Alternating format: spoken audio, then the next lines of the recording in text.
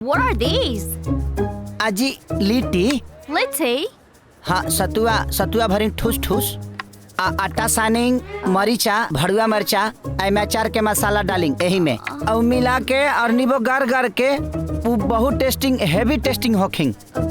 Can I try one? Yeah sure दे मांगतिया का हाँ मांगतिया धर प्लेट ले दे खड़े घीचिंग हाँ खाइंग।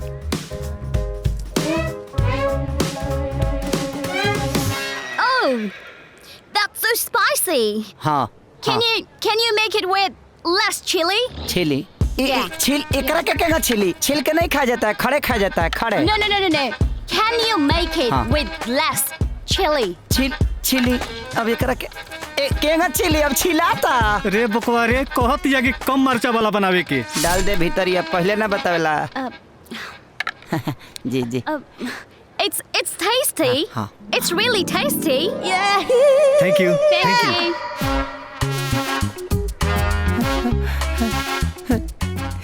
ई तो हमर गाल छू देलस रे एकर हाथवा तो एकदम रुई खानी भाई यार एकदम रुई खानी। ए भंटा पकाओ चल बिना इंग्लिश के यहाँ कोनो दाल गले वाला नहीं खे बड़ा छुआ गईले चू दलस लगा था स्वर्ग में चल गईले चल भंटा पकाओ जल्दी।